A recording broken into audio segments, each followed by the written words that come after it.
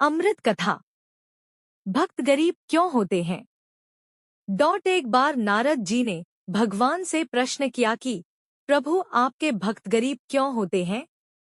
भगवान बोले, नारद जी, मेरी कृपा को समझना बड़ा कठिन है। इतना कहकर भगवान नारद के साथ साधु भेष में पृथ्वी पर पधारे और एक सेठ जी के घर भिक्षा मांगने के लिए दरवाजा खटखटाने लगे। सेठ जी बिगड़ते हुए दरवाजे की तरफ आए और देखा तो दो साधु खड़े हैं। भगवान बोले, भैया, बड़े जोरों की भूख लगी है, थोड़ा सा खाना मिल जाए। सेठ जी बिगड़कर बोले, तुम दोनों को शर्म नहीं आती? तुम्हारे बाप का माल है, काम करके खाने में शर्म आती है। जाओ जाओ किसी होटल में खाना मांगना। नारद जी बोले, देखा प्रभु, यह आपके भक्तों और आपका निरादर करने वाला सुखी प्राणी है, इसको अभी शाप दीजिए। नारद जी की बात सुनते ही भगवान ने उस सेठ को अधिक धन संपत्ति बढ़ाने वाला वरदान दे दिया।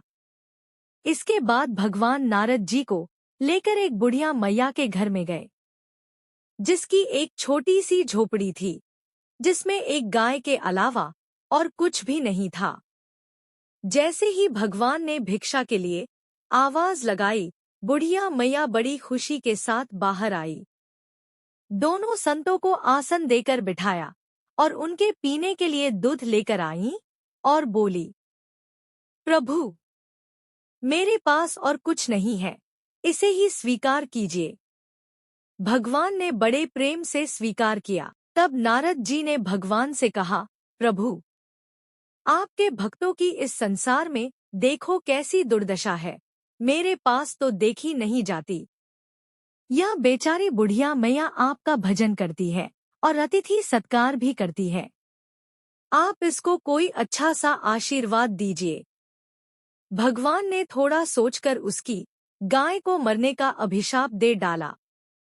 यह सुनकर नारद जी बिगड़ गए और कहा, प्रभु जी, यह आपने क्या किया?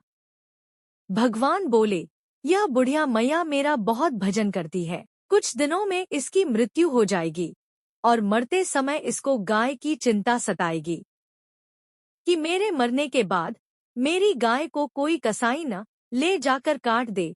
मेरे मरने के बाद इसको कौन देखेगा?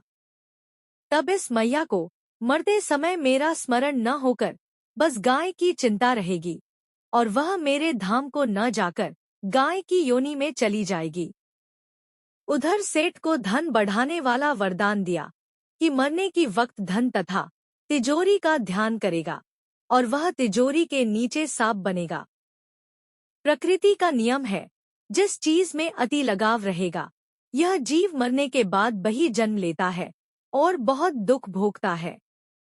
अतः इसीलिए कहा गया है कि अपना चिंतन प्रभु की तरफ अधिक रखे। दोस्तों, अगर कहानी पसंद आए तो एक लाइक और चैनल को सब्सक्राइब और कमेंट में जय श्री कृष्ण जरूर लिखें।